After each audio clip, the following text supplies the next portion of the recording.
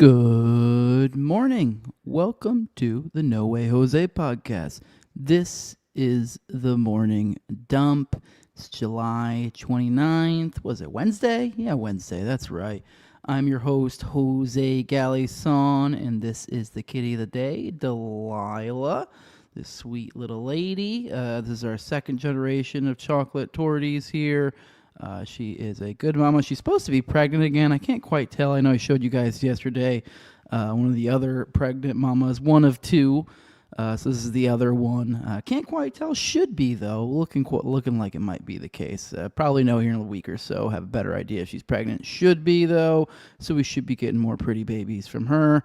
And she's a good mama and a sweet girl. But for those who like to see my hot takes, Monday through Friday, typically around 11 a.m. Eastern. Hey, we didn't make it on time today, but it is what it is. I'll explain why here in a little bit, but all the more reason to hit that bell button, especially if you want to see more kitties of the day. Even if you don't like to hear what I have to say, even if you just want to see the kitty, just hit that bell, subscribe. That way you'll get those notifications when I'm going live and dropping new videos. With that, we'll see you in the show. Beautiful thing right now. Rise and shine, it's a beautiful day. I'm alright.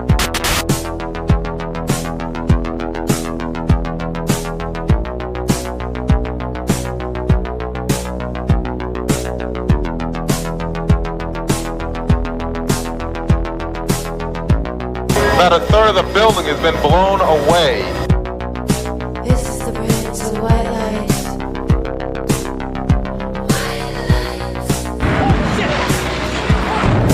Our very freedom came under attack in a series of deliberate and deadly terrorist acts. And at that point, we were taken for another round of questioning, this time related to our allegedly being members of Mossad.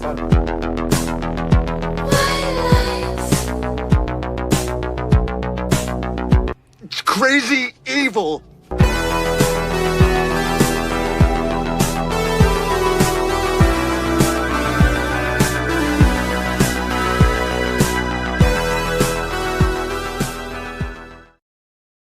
Good morning, everyone. Hope you're having a good one. We have plenty to go through today. As always, we start off with a little bit of icebreaker content, as we call it here. The fun, the funny, the gem pop slop. Today, we've elevated that into a titled segment. We'll be doing a funeral of a killer and a little bit of a subtitle there, and the ascension of Austin Franco, I guess you could say. But yeah, mogging Piers Morgan. So we'll get into all of that, cover out with the old, in with the new, and then we'll get into foreign policy after that, and then we will get into the second titled segment of the day, Death of Justice. We'll be talking a little bit about Anthony Fauci's visit to Congress. He had a hearing. And then also, assuming we have time, there was a pretty interesting story over in Ecuador of a prosecutor looking into some of the alleged Trump war crimes, just magically dropping dead. Somehow a bullet went through their head. So weird how that happens sometimes. And then we will continue our coverage of the secret history of Polymarket, digging into Whitney Webb's piece. This should be our second to last part of it. So with all that, I look forward to digging into all of this with you guys. A little bit of a reminder, I always do this, a little housekeeping. You never know when you got a new person in here. What this show is, it's a live interactive experience. What I consider this, the sort of format's an info dump sort of format. We're throwing a bunch of stuff at the wall, seeing what sticks. Most of the stuff is stuff we're going over for the first time together. Some of it's process information. I'm not a complete dum-dum.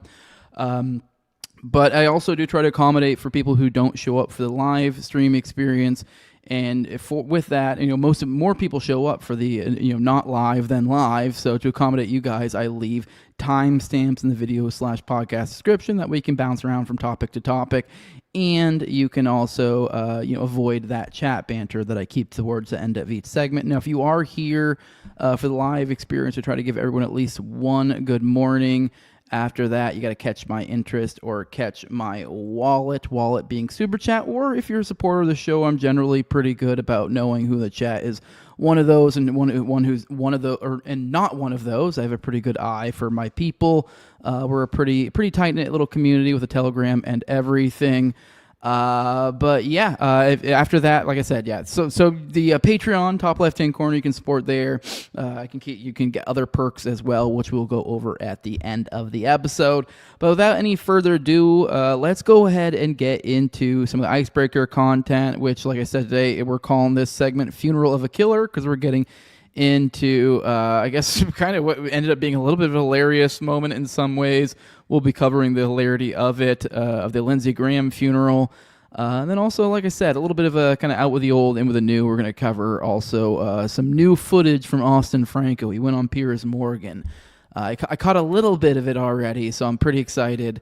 Looks like our boy mogged Piers hard, so I'm looking forward to that. But like I said, let's go ahead and get some icebreaker content, and then we will talk to the chat. Like to check and go. Oh yeah, also a little apologies being late. Like I said, this is why you gotta hit the bell, all that good stuff. I am a little bit late today. The reasoning being because I was watching a movie with the kiddo, so fuck you. But no, for real, I am tomorrow. I will be out, just so you guys know. I will be out tomorrow. Me and the kiddo are on opening day going to go see the new Spider-Man movie because she's really into that.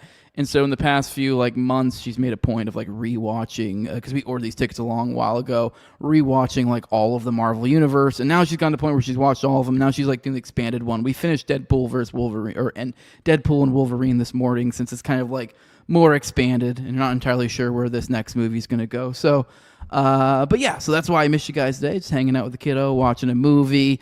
Essentially doing some cramming for our movie that we're going to watch together. Looking forward to that. So I won't be with you all tomorrow. But yeah, sorry, it is what it is. I should be back Friday. No reason I won't. But with that, let's get into icebreaker content. Let's go ahead and jump right into it. And then we will talk to you beautiful people in the chat. But starting off, here's Trump eulogizing Lindsey Graham, and of course, StreamYard just has to kick me in the balls every now and then, so I have to do it all over again because it completely took out the audio the first time I tried to bring it up for some reason. So here you go. Now I have it. Here is Trump eulogizing Lindsey Graham. I haven't watched this. Obviously, I read the caption, which was pretty funny. Seems him, kind of going off script a little bit on a eulogy, which is quite the move. So here you go. Heated things got in Washington. Virtually everyone, Republican or Democrat, liked Lindsey. Well, not everybody, but it sounds good. Not everybody. He was a tough cookie, okay? I have to veer from this for a second. He was a tough cookie, darling, but he was beautiful. Heated things got. So yeah, going a little bit off script, the thing that he was really pushing back on, because he apparently said virtually everyone liked Lindsey, so decides to go a little bit off script, which I don't know, whatever. I guess it's a little bit of good fun. I mean, who the hell would really think everyone liked Lindsey Graham? I mean, even if you are a pro-war person. But even more hilarity coming out of Trump. Here was him on Fox and Friends, kind of preceding this funeral. So him essentially... this are his kind words for his friend over at Fox and Friends. So here you go. I jokingly say, and there's nothing funny about it, but he's never seen a war that he didn't like. He was very much into that, and for good reason. He felt that way. Some other people feel that way, but he was very much very strong on the military. And I built a great military, and he helped me. We built it during my first term, and we use it now. But I built a great military. All right. So for those who may have missed the funny part there, the funny thing is, Lindsey liked war, essentially kind of the never met a war he didn't like sort of thing. Says so him musing with them kind of on how much Lindsey Graham likes war, which, hey, I mean, that is true. It's just kind of one of those, saying the quiet thing out loud. All right, one more eulogy we have here from Sean Hannity. I thought this was kind of funny. Essentially, him using this as an opportunity to essentially see how far he can shove Donald Trump's dick down his throat, which, I mean, that's kind of seemed to be what this occasion in some regards was. Very much a political occasion. So leave it to Sean Hannity to curry a little political favor here. So here it is, laying it on ridiculously hard. There ye may be also. Lindsey, Mr. President, I would argue in my mind, probably has a heavenly version of Mar-a-Lago. It may even be a little bigger. He may have a little more gold in the Oval Office in his mansion in heaven. And I wouldn't be surprised if he added one big, beautiful ballroom and an arch somewhere on the property, because he would want to obviously duplicate his dearest friend in life, you, Mr. President. Lindsay, my friend. Okay, weird little aside there, really emphasizing how much I guess he would have wanted a nice ballroom. Everyone has to go out of their way to go about how great the ball. It really is just bizarre, the degree to which it almost feels like there's some sort of inside joke we're missing. Like this is like the dungeon where they keep the kids or something. Like it just becomes like this. What is going on? Like, okay, I get it. You like your ballroom, but it's just getting to a weird thing where they're almost like ballroom, wink, wink, and you're like, what? It's like a code word. What is the ballroom? What are they doing there? I need to know. It's getting too weird.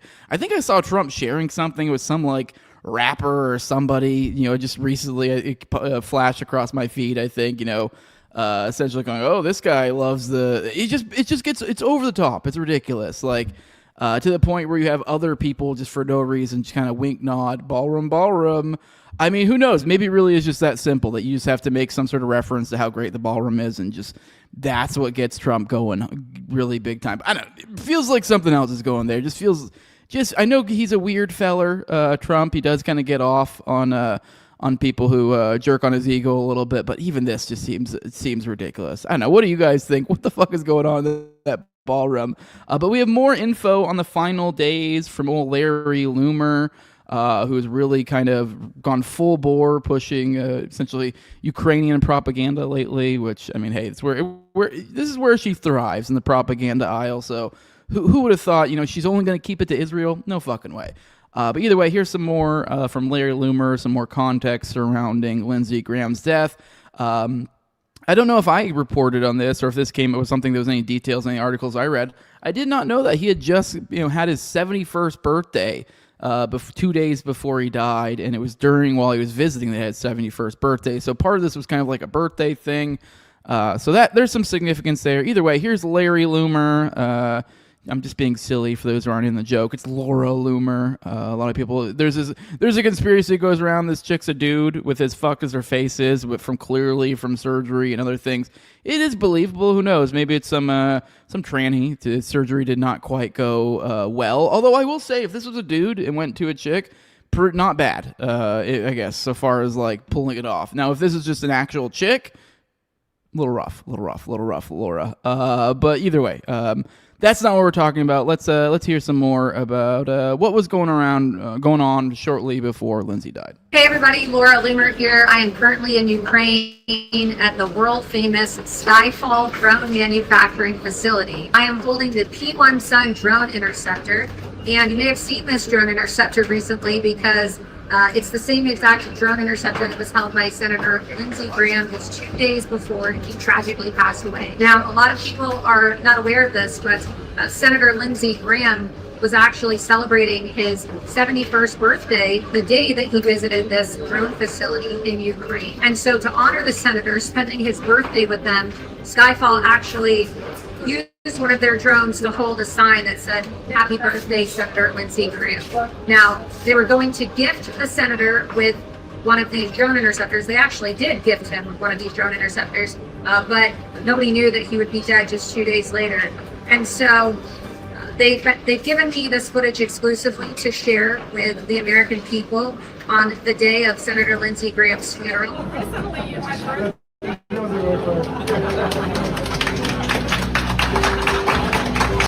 All right, let's back up. Okay, that one caught me off guard. Now, by the way, for those who missed it, when I shared this, the caption, initially when I brought it up to the screen, the caption, it was a quote tweet from Dave DeCamp of this. It's like, this is too much. And this is definitely the moment I think Dave is referring to.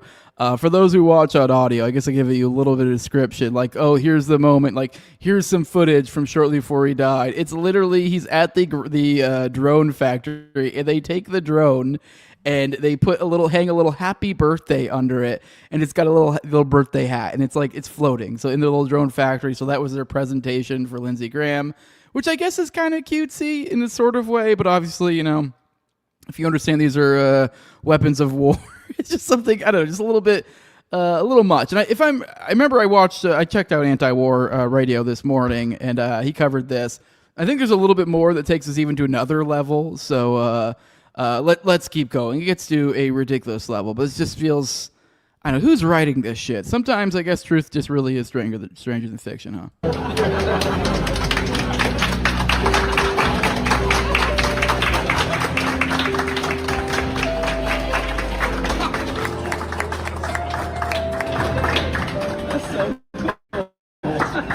I'll remember that. They also wanted everybody to know that they're not going to be sending the drone interceptor and the drone to Lindsey Graham's house anymore. Instead, in honor of Lindsey's commitment to stand with the Ukrainian people and to stand against authoritarianism, they're going to deploy the drone to the front lines so that it can be used to kill Russians. So rest in peace, Senator Lindsey Graham, a defender for freedom and liberty all around the world.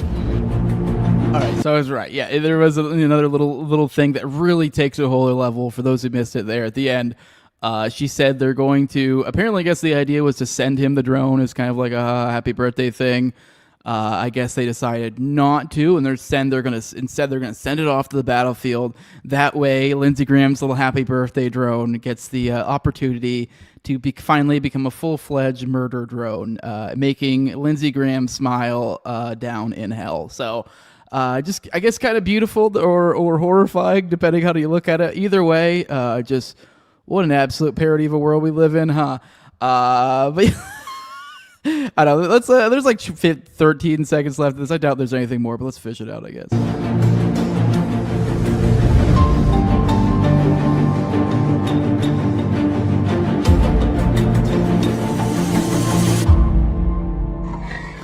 Just a little rest in peace thingy for him there. So, okay. Well, he got that as a send off. So, I mean, just wonderful. Moving on, let's check in. Out with the old, in with the new. Let's check in on our boy Austin Franco. He made it onto Piers Morgan. I didn't know about that until this morning when I was prepping. I'm probably going to have to go check this one out when I get the chance today.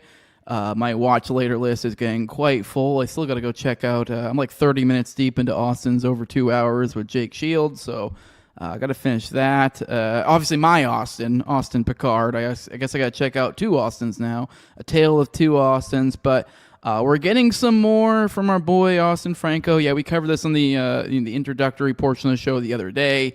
There was a most recent we heard from him is what was it, like a Media Matters or some shit, did some sort of hidden cam nonsense, had some broad who acted interested in anything he had to say, and he blabbed everything, which I mean he don't think he said really anything that bad, but it was just kind of like saying normal things, and then some liberal homo sitting across from him going, yeah, that's awful, wouldn't it be crazy if someone's trying to set you up for this and destroy your life?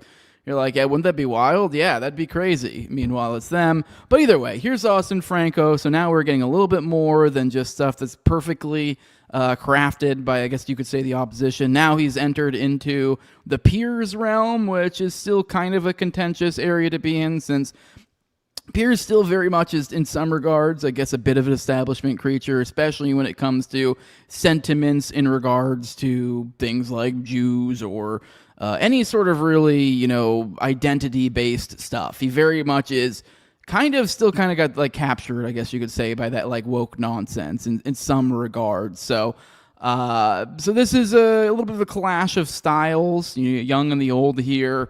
So I don't know, maybe Austin can make a dent on Piers in that regard, because he's kind of he's like a fuddy-duddy in that way, but he has kind of come a long ways on some other substantive things, such as issues of war and peace.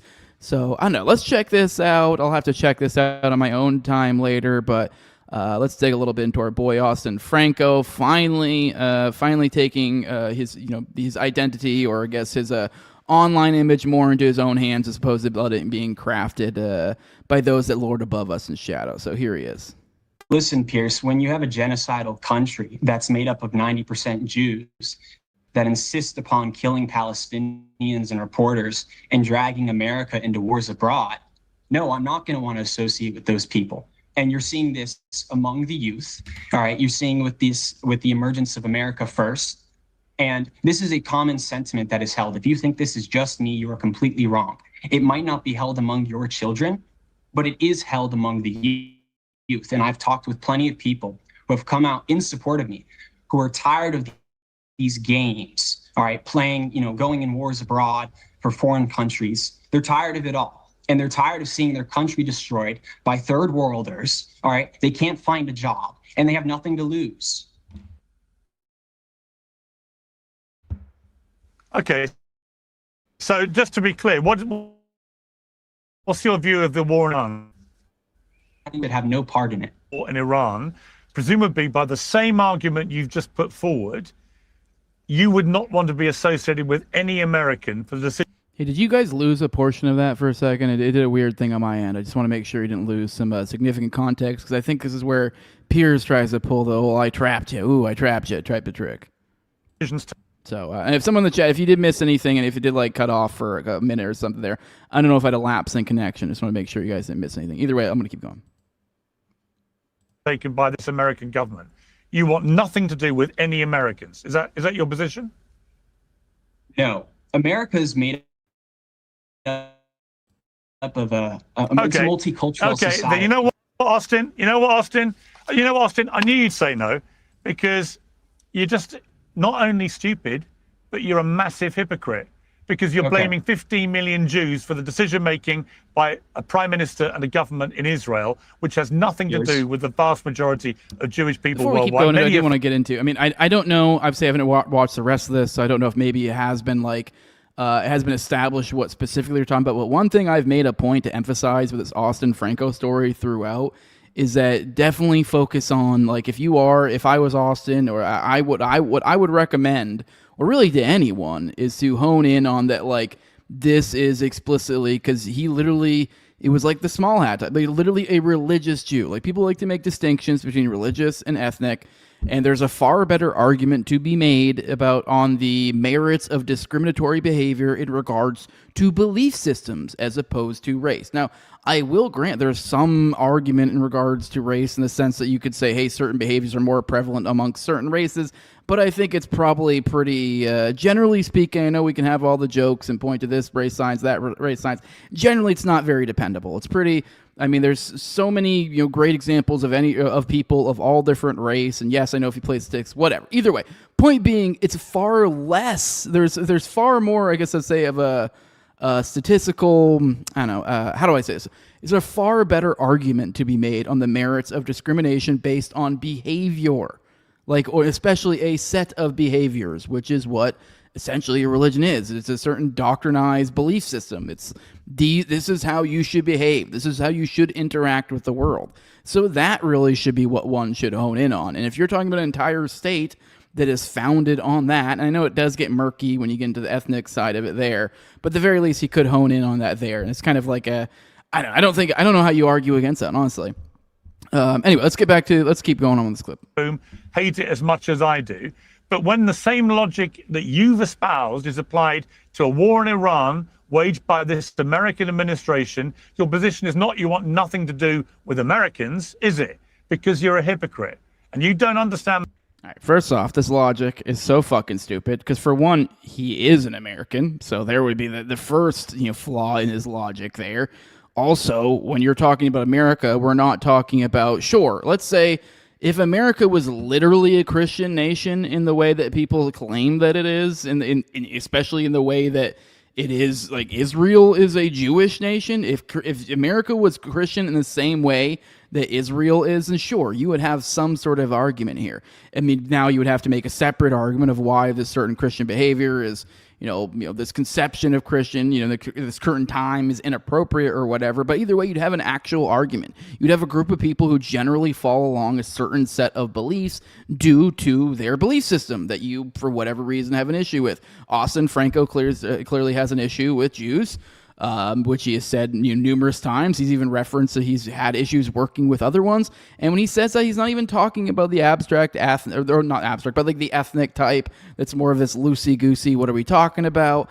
He's talking about straight up religious. So, I mean, and even that, I know it gets murky. There's so many different types of Judaism. But generally speaking, I think the case can be made there. Let's keep going. The difference, because frankly, I think you're too wound up in enjoying the ride of being the most famous anti-Semite in America. I just find it incredibly depressing that a young man, given the privilege that you've had to go to a top university could be this thick, or worse, not care about what you're saying and the consequences to a huge number of people around the world who see a young, arrogant kid who wants to brazenly espouse anti-Semitism in interviews like this. And shame on you, and shame on everyone that has made you like this. And you know what? I was prepared to give you a bit of a fairer hearing about the people calling for you to be cancelled and unemployable and so on. You kind of make yourself unemployable. I'd like to explain myself, but you keep cutting me off. I wouldn't. Had you said I'm sorry, I'm not asking had you expressed any remorse, had you done any of those things, I'd say, yeah, you know what, you've been dealt a harsh lesson in life, but you've learned your lesson, move on. You haven't learned your lesson, Austin. You've doubled down. You're proud of it. And so for that reason, I don't give a toss what happens to you, frankly. So I don't care. You've explained yourself. You're an anti-Semite and you're a hypocrite. And you know what? Future employers can watch this interview and they can decide if you have the values that they wish to have in their company. Good luck with that. Good luck with it. That's the end of this interview. Thank you. Well, I'm going to go ahead and assume the floodgates have already been open. Austin Franco will likely probably be going on other larger shows here soon. I don't know why. I don't know if this... I feel like this is probably the first one he's gone on, so I don't know if he just got wowed by it being the larger platform by Piers Morgan. I would have definitely hazarded him going a different route because this was kind of a predictable move there. Like I said, I'm going to check out this more. Maybe there's more to this interview, but it does sound like Piers just kind of left it. I don't know. I'll have to check out more. I mean... This is, but once, like I said, it's completely predictable with Piers. He is kind of captured by this like silly mind virus. Can't even really think outside the box in that way. But yeah, that really did not seem like a fair hearing. Like I said, this is only or I didn't say it before, but this is only a snapshot of it. It's only like a few minutes out of the interview, so I'll have to check it on my own time. But it looks like he kind of cut it short. So, but either way, Austin Franco, on the off chance you watch this or hear, you're welcome to come on this show. I would totally give you a fair hearing. I would definitely be interested in some of the more specifics, where you're coming from. So yeah.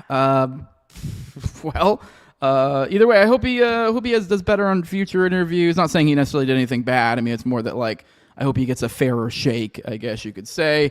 I expect to probably see him on some of the bigger ones, but like I was saying, it's like I know there were other avenues he could have gone on. He probably could have gone like Jake Shields and others. So I don't know if maybe going the Piers Morgan route was like thinking that would like. This would be the way to kind of appeal to the establishment types, which I guess I can kind of see that because Piers kind of is at that like in-between spot where it was kind of up in the air really exactly which way he would fall in this, although I would have definitely leaned more towards this way. A lot of people may remember when he had Nick Fuentes on a while back, still was doing all the the pearl clutching nonsense. So I don't know. I guess I still didn't expect this quite with this Franco guy, because I mean he doesn't have quite the name behind him that somebody like Fuentes does. And I don't know. I mean, and even what Franco supposedly did just really isn't all that egregious. I think at best you maybe could say it was ill-advised or immature, I guess would be maybe a way to put it. But with that, I don't have much more to say about that. I'm just kind of like, well, geez, feel bad for the kid that he kind of got fucked over by Piers there. Didn't really get to even explain himself. I think I kind of get where he's coming from, but Piers just definitely left in a way that kind of framed him, trying to leave him as like, well, you're the guy with the meanie thoughts and you're the bad one. Meanwhile, Piers is a big old homo, but hey, whatever. At least he's moving on the war stuff. Hopefully he keeps shifting. I don't know what to make of the guy. With that, let's roll over the chat. Checking on you beautiful people. Good morning, Tower Gang NPC. Good morning. Good morning, OG Matzo Balls. And then Matzo Balls popping over to Rumble as well. So over on both sides. Hell yeah. Milking the algo on both ends for me. Good morning, Farm Girl. Good morning. Good morning. Good morning, Bug Fights. Good morning, Alien Big Cats. Sure, your daughter wants to see. I want to see it too, but my daughter was definitely way bigger. I mean, I like nerd stuff. I've read a bunch of comics. I'm like big into that stuff, but I'm not as big as I used to be. I guess like I've kind of gotten fatigued from that sort of stuff. So like I know there's so many fucking superhero and comic book movies and stuff and shows. I really don't hardly watch anything these days. I mean, like I'll wait for the movie to be out for a long ass time, but my kid was really excited about this one. So hey, if it was just me though, I probably would wait for it to come out and just kind of catch it on streaming or whatever. But I'm looking forward to it. Should be a fun time. Good morning, Observer. Good morning. Good morning. Says Fifth Amendment. Fauci did not disappoint. No, they did not. Bugfight said they got a free root canal. I don't know. Was that like some sort of like euphemism that you got a fight, or did you legitimately get a root canal? Either way, sounds not cool. Sorry. Good morning, Alien Big Cat. Going off on Loomer. Good morning. Good morning. Good morning, Retardo. Said good afternoon, Dumpers, and my nigga Jose. Hey, it's morning somewhere. I'll keep saying good morning. Good morning. Good morning. Shame on you, says Bug Fights. Yeah, that's what this whole thing was. Shame on you. Tom says, see, this kid should have just said, man, Piers, I thought it was going to be an interview, not you being a giant faggot. Yeah, exactly. That would have been the move.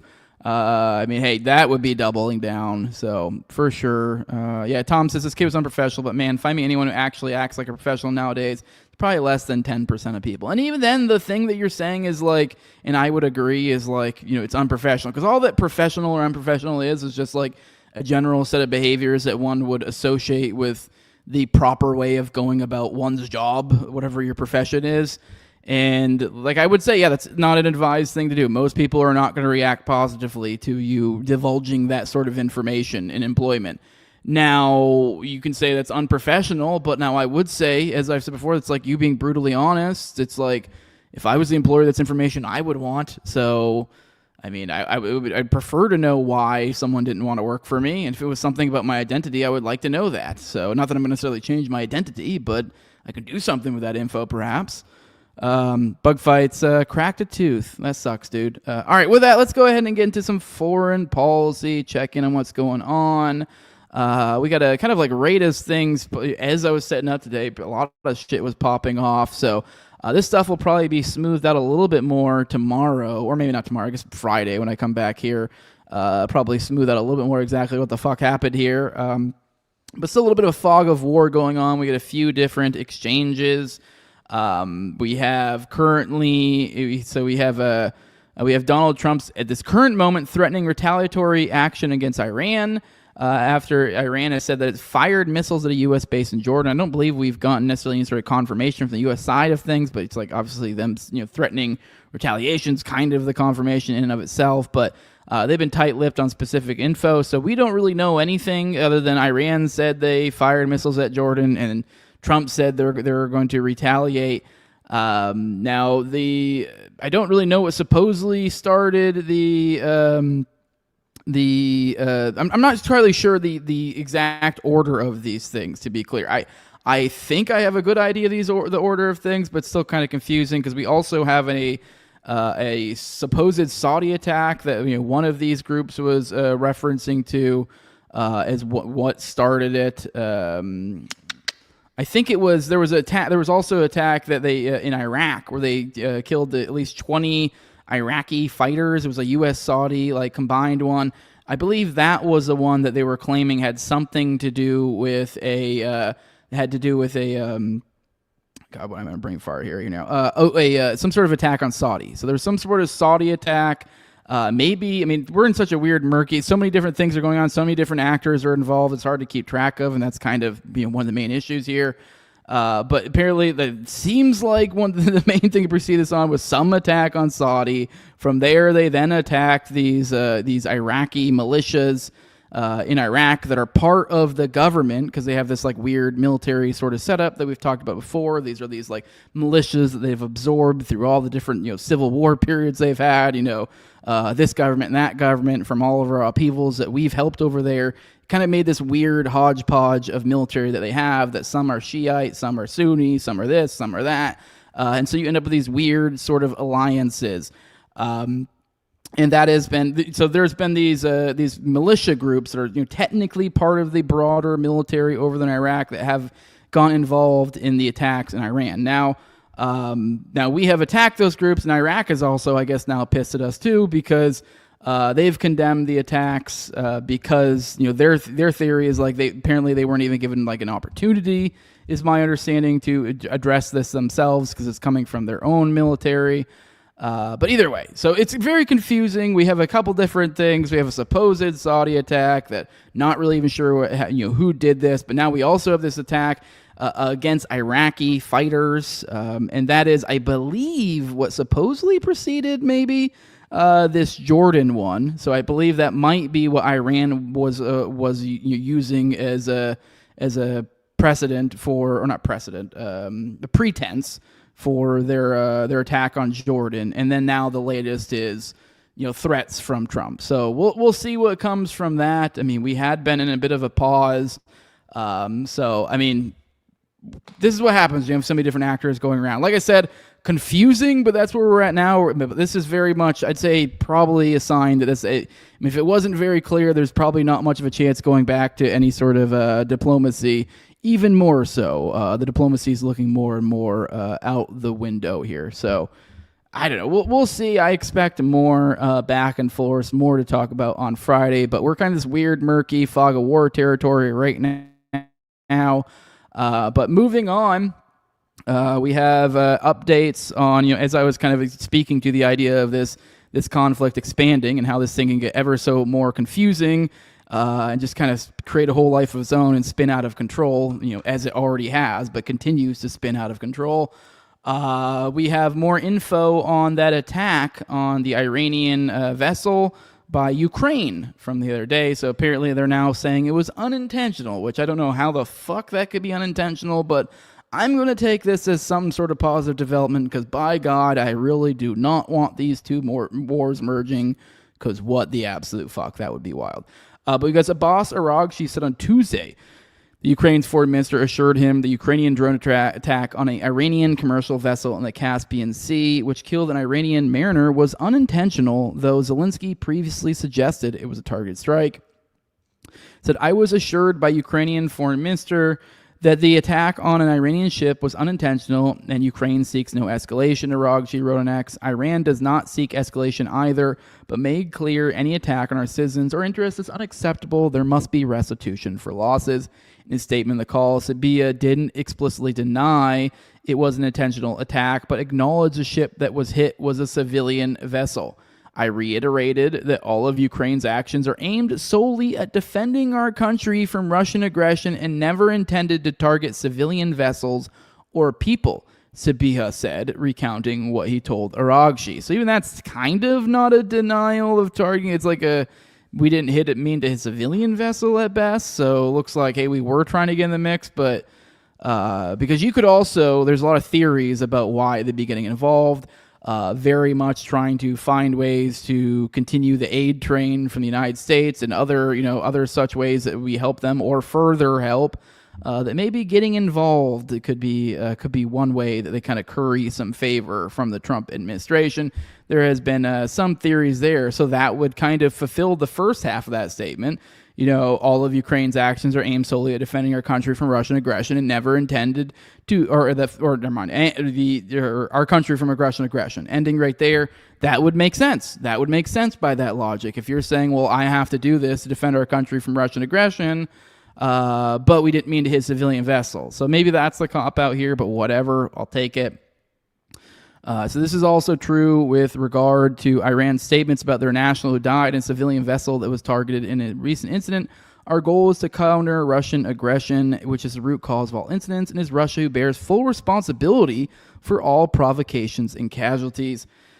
On the day of the attack, July 25th, Zelensky claimed in a post on X the Iranian vessel was carrying weapons, which Iranian officials have denied. So maybe that's what it is. It's like, oh, we thought you. So it's not really that they didn't target it. Maybe it's more that he's like, they thought they had weapons, and so therefore, it was a legitimate military target. That is concerning, because you're like, Ukraine, stay the fuck out. It says, we also achieved very strong results with long-range strikes in the Caspian Sea, including vessels used in military cargo shipments involving Iran, as well as a warship, is what Zelensky said. The attack on the Iranian vessels raised fears about the merger of the Russia-Ukraine war with the U.S.-Iran war. The U.S. is known to provide intel for Ukraine's long-range drone attacks, meaning it was likely involved in the operation. And as I told you the other day, Zelensky was in town. So we have the Russia's sanctions bills moving forward as Zelensky was looking on. So we got that sanction bill moving forward. The sanction bill they're flirting with turning into also an Iranian bill. So the Senate advanced a sweeping Russia sanctions bill as Zelensky watched the vote from the Senate gallery. Zelensky was in town for the funeral of Senator Lindsey Graham, after whom the legislation was named. The Lindsey O. Graham Sanctioning Russia and Iran Act of 2026 would also extend sanctions already in place on Iran, as Trump asked senators to add Iran sanctions to the bill, saying it's what Lindsey would have wanted. The procedural step to advance the bill passed in an 86-12 vote, with 11 Democrats opposing the bill over concerns it would give Trump too much power to impose tariffs, and Senator Rand Paul being the lone Republican no vote. The legislation would impose sanctions on Russian officials, and companies would also give President Trump the power to impose 100% tariffs on countries that purchase Russian energy, with carve-outs for U.S. NATO allies. The initial bill that Graham was pushing last year would have required 500% tariffs. At the vote, Zelensky met with a large bipartisan group of senators and addressed Democratic skepticism about the tariffs, arguing the measures were necessary because Russia has been able to circumvent sanctions, according to Punchbowl News reporter Andrew Desiderio. The bill is unlikely to impact Russia's war in Ukraine, which has escalated in recent months in response to an increase in long-range Ukrainian drone attacks inside Russia. And we also had Netanyahu over in D.C. And he described his meeting with Trump as one of the best conversations they ever had, which that definitely is concerning for me. Makes my butthole pucker up. I don't know about you. So after meeting with Trump in Washington on Tuesday to discuss the Iran war, Netanyahu described the talks as one of the best conversations he's ever had with the U.S. president. Although, to be fair, they say this sort of dumb shit about, like, basically everything, but I don't know. Definitely seems a little bit over the top. Says it was a meeting with full cooperation, with mutual support, with understanding the joint goal that Iran won't have nuclear weapons and also other goals. He said after the meeting, it was one of the best conversations I've had with our friend, U.S. President Trump. Photos show J.D. Vance, Marco Rubio, Hegseth, and Steve Witkoff were also present. Carolyn Leavitt described the talks as good and productive. At the meeting, media reports said Netanyahu was expected to present Trump with some sort of intel to push for U.S. strikes on Pickaxe Mountain, known as Kolang Kuth, or Ku in Iran, but Tzipi Hotovely, Netanyahu's communications director, denied the claims. There is no truth in the claim that Israel is pushing the U.S. in a certain direction on the Iran issue. Okay. The prime minister is not telling the U.S. president what to do, is not pushing him in any direction. Both sides want to prevent Iran from having nuclear weapons. There are many ways to achieve this goal. While the U.S. and Israel continue to insist the war is about preventing Iran from acquiring a nuclear weapon, there was no evidence but either before the June 2025 war or the current conflict that Iran was pursuing a bomb. Hotovely also told reporters that Trump didn't ask for Israel to withdraw from any of the areas IDF soldiers are occupying in Lebanon. Despite, I'm pretty sure, he literally tweeted it out. So okay, whatever. I guess maybe to their credit, maybe they were saying something. He was saying something different behind closed doors. Trump has remained silent about Israel's constant violations of the U.S.-backed ceasefire deal in Gaza, which have killed more than 1,200 Palestinians since the agreement was signed in October 2025. Talks on Tuesday marked at least the 8th meeting between Trump and Netanyahu since Trump returned to office in January 2025, demonstrating the closeness of the two world leaders, despite media reports suggesting they've been at odds. Both Netanyahu and Trump attended the funeral of Senator Lindsey Graham later in the day. And with that, too, we've also got this poll that came out. 49% of Americans want Netanyahu arrested during his visit here. I don't think that's going to happen, but either way, that is quite the significant sea change there. So just a tad under half of Americans want him arrested while he's here. And no, that doesn't mean the flip side, 51% don't want him arrested. I think it's like 20. It's some that, let me see if I can find the specifics here. We got, let me see. Well, that was a separate poll they have here. It says 49 wanted to see Netanyahu arrested, including 74% of Harris voters, 23% of voters who support Trump. Survey also found that 54% of Americans view the. What the fuck? I'm retarded. I swear there was they had a third option here. Maybe I'm wrong. Maybe it is 51%. You don't want him arrested. But either way, that's about half. That's pretty significant. 23% of voters who supported Trump want him arrested. 74% of Kamala voters, which Both sides, that's significant, and I mean, obviously, it makes sense to be more Democrat than Republican, but either way, doesn't look good for old BB here. I mean, not that he's going to get arrested. I mean, hell, look here, we already got Mom Donnie with his state, his talk. Apparently, he met with Netanyahu while he's there. Says, just met with Netanyahu, where we discussed the fight against anti-Semitism and the unbreakable bond between New York City and Israel. We stand strong, proud, and united against anti-Semitism and all other forms of hate, which, I guess whatever. I mean, he's not saying anything he disagrees with, and he did also put out very clearly a statement saying Netanyahu is a war criminal, but it's just kind of gay. I mean, I don't know, whatever, especially after the bluster about locking this guy up and stuff. I mean, I don't know, whatever. I mean, but whatever. Hey, good for him. But yeah, I would like to see him behind bars, but I don't see that happening anytime soon, as the U.S. is not a signatory to the ICC, nor is Israel. But hey, one can dream. Moving on, let's check in on what's going on over with Israel's neighbors. We have 14 Palestinians wounded. You heard that right, guys. Wounded. Seems like for the first time in a long-ass time. I don't think we have any deaths. I wouldn't expect the same thing to be happening for the next time we cover this, but as of right now, this piece right now is just saying 14 wounded. But even then, keep in mind, that's still 14 people wounded, and the stories we're about to tell you here are still pretty fucking crazy. So attacks in Gaza wounded at least 14 Palestinians on Tuesday, according to reports from the Strip. The Palestinian news agency Wafa reported that 9 were injured when Israeli warplanes targeted the Al-Balata market area of the Nusrat refugee camp in the central Gaza Strip. So essentially, they took planes and fired at people on the ground in a refugee camp, no less. So photos from Gaza show Palestinians being treated for what appear to be severe injuries across their bodies. Here's one such picture of it. Wafa also reported 2 Palestinians were wounded by Israeli gunfire east of Dar al-Balah. So looks like we're still at, the last time we covered this, 1,207 Palestinians killed. So glad to see no more deaths. But it's not looking, probably will not stay that way. Also, just a reminder, that we have this ceasefire deal going on during all this. So those 1,200 people I mentioned, that is in reference to the beginning of the ceasefire back in October, that so many people have died since then. So this is under a ceasefire. And even then, under the supposed ceasefire, there were all sorts of terms that were with this deal. Terms that have been breaking left and right.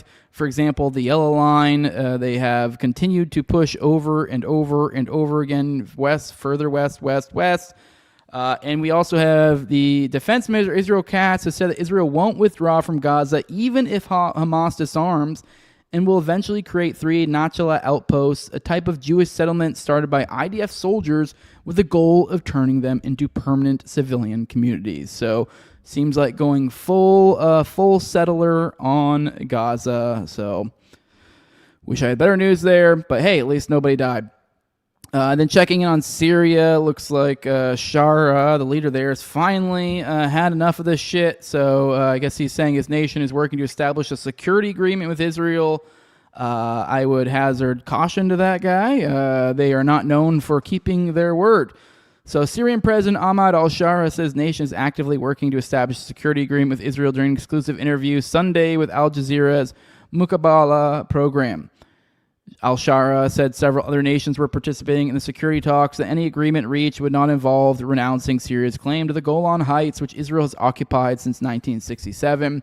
Israel has occupied additional Syrian territory since December 2024, when it invaded southwest Syria following the ousting of former Syrian President Bashar al-Assad.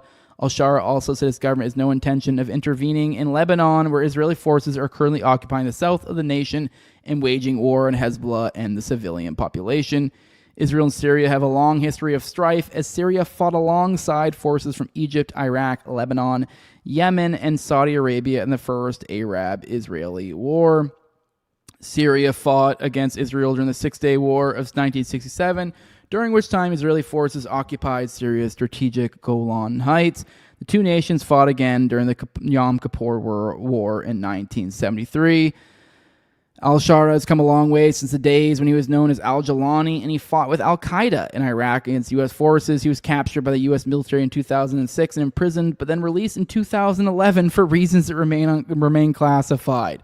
Which, Trump has talked many times about using Shara almost like his attack dog in the region, so kind of makes you wonder why he was released. Although I will say it doesn't seem like he's actually acted like that, so makes you wonder. Next year in 2012, he went to Syria to lead Al-Qaeda's affiliate in the country, the Al-Nusra Front.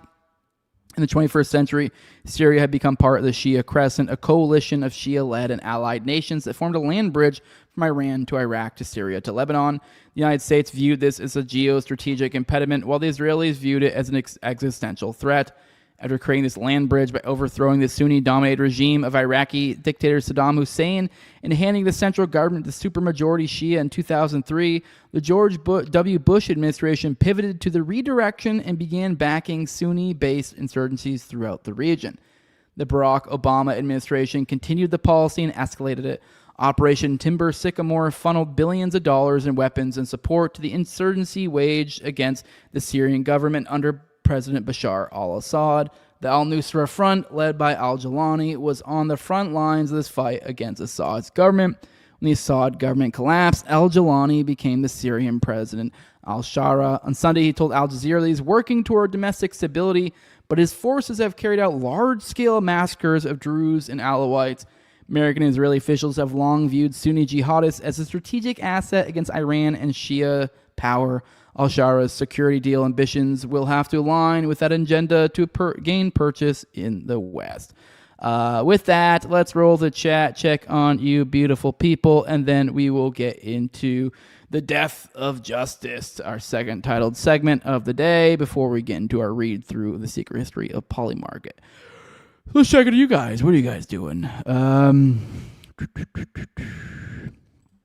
Retardo says, I grew up in Ithaca, New York. It's super liberal, gay, and retarded. Also home of Cornell University. I'm not shocked at this situation. What situation? What, were we talking about New York earlier and I'm retarded? I'm trying to think of what there was we talked about New York-wise. I don't know. Feel free to remind me. I'm retarded. I may have just completely dropped. Cute Bertamo, give me shit for being late. Well, good morning to you as well. I am late, but hey, I did tell. Hey, I told the Telegram guys, I told the people, I told the patrons. So I did let them know I was going to be late, which is the sort of love letters I do sometimes send to people in there, which is another perk of being a paid listener. Good morning. Good morning. What else we got here? Good morning, Aggressively Agreeing. I think it's the first one I've seen you here. It says, Shara probably promised Israel another missile strike on the Pentagon for free reign another 20 years. Yeah, probably. It says they released him in 2011 because Baghdadi told the CIA he'd be fighting Assad's government. Yeah, that too. I don't know why that slipped my mind. I just think maybe the attack dog aspect is probably feel like you owe them. But yeah, the being released portion probably was more for their schemes for actually ousting Assad as opposed to like what they're going to do with them in there. They probably just assume, says, hey, we got you here. You'll work with us. But Austin is from Cornell. Oh, I'm retarded. Yeah, you're right. That is. See, I told you it was because I was retarded. He is from Cornell. So it is some Cornell thing. So that's in New York. But yeah, okay.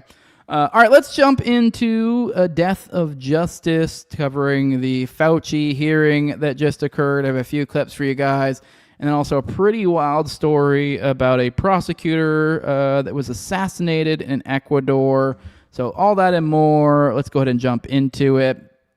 Here we go. Starting off, this clip we're about to watch. I think this, like I said, these are mostly we're going through the first time together. So like. I might be wrong on my summation here, but the vibe I got from my quick little skim, kind of jumping through this clip and the captions here is this kind of seems like a good sum up of essentially what happened at this hearing recently with Fauci. This seems to be kind of how this all went down. Here you go. Dr. Fauci, would you like to at least answer this one question for us today and let us know whether or not you've changed your mind on whether or not the benefits of gain-of-function research outweigh the risks? On the advice of counsel, I respectfully decline to answer based upon my rights under the Fifth Amendment to the Constitution. The chairman has denied your assertion of privilege and directed you to answer. but you nonetheless refuse and stand on privilege despite the existence of the pardon. The committee will have to consider after this hearing what appropriate action should be taken against you for the failure to testify after being directed to do so. It's against the law to obstruct an investigation of Congress. There will be repercussions to your refusal to testify today. So that's basically the fifth. Basically, Fauci showed up, pled the fifth a bunch, which is significant, as Senator Josh Hawley is going to tell you why. Brand just said a little bit too as well there, alluding to the pardon, which puts us in a unique legal situation where theoretically he should not be able to plead the fifth. I have a little more to add to that in a moment, but here's Josh Hawley laying it out for you. Constitution. Let's just get one thing straight. You don't have any rights under the Fifth Amendment because you've been pardoned, as you very, very well know. As the Supreme Court has been clear for a century and more. Brown versus Walker, 1896, when he had, you know that, your lawyers sitting behind you now shifting nervously in their chairs, they know it. This isn't about the Constitution. This isn't about the law. This is about contempt. Contempt for this body and contempt for the American people. But I think I know why you're doing it. It's because you don't want to answer questions. It's because you did all kinds of terrible things. It's because during the pandemic, you got rich, didn't you? You got rich while people were dying, hundreds of thousands of Americans, over 1 million in the end, and you were getting rich. And not only were you doing that, you were using federal employees with taxpayer money to apply for and solicit cash prizes for you personally. Cash prizes totaling over $1 million. You did all of that during the pandemic, didn't you? That's a question. On the advice of counsel, I respectfully decline to answer based upon my rights under the Fifth Amendment to the Constitution. It's kind of funny, actually. I'm not even gonna lie. Now, I do have a thought. I have some thoughts on this. I kind of called this a while ago. I forget exactly what it was Trump said or did, or if it was just some Truth Social or what. I think it may even have come from like the White House or something, some sort of official paper. But I swear, I vaguely recall Trump. I mean, you call me on the chat if I'm wrong here, if I'm recalling incorrectly. But I'm pretty sure I remember Trump coming out, and I think this had something to do with all the auto pen stuff, essentially coming out and being like, none of these pardons were legit. It may have just, like I said, it may have just been like an auto pen thing. But I know Trump did insisted, hey, these things aren't legit, whatever. And so this put this in my opinion, I think this puts this in a weird legal limbo. And I called it back then and being like, do you guys see what is happening here? Like, Trump is doing this like, oh, that pardon doesn't count. And then it's like, okay, but that right there in and of itself is like, that's just him saying shit. Like, what does that mean? Which is, to be like, that's kind of what a pardon is as well. I don't really know to what extent there's like actually formalities involved. It's kind of just like, to some degree, it's just like, but same thing with, this is the issue we have, like declassification when it came to like some of the Russiagate or the files they supposedly had. Technically, a president can just declassify. I don't think there's like a technical ordained process. And that's kind of the same thing here, I think, in some regards when it comes to pardon, and even the flip side of Trump saying the pardon doesn't count. And so that puts this in this unique situation to where you're like, am I pardoned? Am I not? And so you kind of give... you create a separate, question here that is going to need to be litigated out if this ever becomes anything. So we're seeing all these threats against Fauci. I'm calling it right now. The move that he's going to pull is he's going to reference one of the overtures Trump made, which I don't remember the specifics of it, to these pardons not counting, and saying, hey, like, I genuinely thought I could be incriminated, or I could be incriminating myself because I'm not sure on the legal status of these pardons. There's not like some place, as far as I'm aware, you can go to and be like, oh, here it is, etched in stone, I am actually legitimately pardoned. So they have created this weird, murky territory where it's kind of up in the air whether Fauci's even pardoned. So here you go. Now you have him able to show up and just kind of directly, just kind of, fuck you, fifth. And here you go. This is what we have. This is your government. Moving on, I guess it's even more just kind of demonstrating the extent to which he's pleading to fifth. Here is another clip of just this, and then to an absolute ridiculous degree. You'll see what I mean. The committee why you chose to fund this dangerous research in China. On the advice of counsel, I respectfully decline to answer based upon my rights under the Fifth Amendment of the Constitution. In the red folder on your table is a copy of Section 192 of Title II of the U.S. Code. Your counsel has been provided a copy as well. That section makes it a crime for a witness appearing under subpoena to refuse to answer any questions pertinent to the question under inquiry. Do you have that in front of you? On the advice of counsel, I respectfully decline to answer based upon my rights under the Fifth Amendment of the Constitution. Let the record record that the witness has refused to answer whether there's a folder in front of him based on his Fifth Amendment right. It is true that you're... Okay, so as Rand just said it, he literally pled the Fifth on whether there's a folder in front of him, which I guess just to emphasize what a unique situation this is, because, you know, as they've said, like, if the pardon was legit, he would not be able to theoretically claim this. But he has been given an actual legitimate ground to stand on upon whether he's actually pardoned or not. Because there is a possibility he could theoretically blab and say, I did this, and this, you know, under the theory of I can't be incriminated, and then they prosecute him. So, just ridiculous, absolutely ridiculous. Also, apparently, even more to the ridiculousness of the display here. Apparently, the lawyers got rowdy. So here's a clip kind of going into that. They ended up having to get kicked out by Rand Paul. Not him himself. Obviously, he got security, although it would have been cool if he did. But here you go. It's against the law to obstruct an investigation of Congress. There will be repercussions to your refusal to testify today. Senator Peters.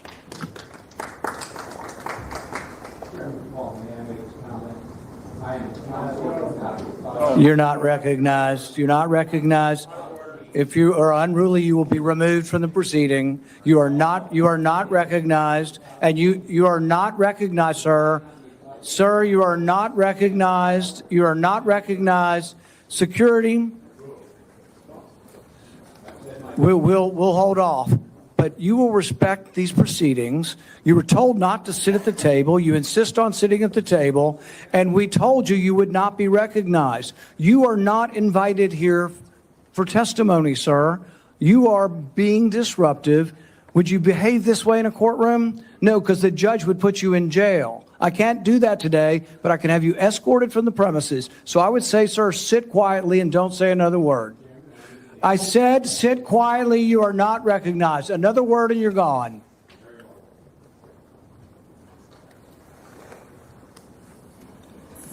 So, Mr. Chairman, I'd like to hear what the attorney has to say. He is not recognized by the committee or the chair. If he speaks again, he will be removed from the room. This testimony is from Anthony Fauci. This is not a game with his lawyers. He can advise, his lawyers can give him advice. He's got a half dozen here. They're all allowed to talk to him. Yes. All right? Yeah. But the attorneys are not recognized. In fact, the attorney was told not to sit at the table, and he's not obeying that recommendation. There's a row behind you, sir. That's where you were told to sit, and you're not. And now you're disrupting the proceedings. And so, look, this is the way Anthony Fauci wants to be remembered, for a lawyer not listening to the rules. That's the way you want to be remembered, and that's what you're going to do. You are not recognized, sir. Security, please remove him from the room.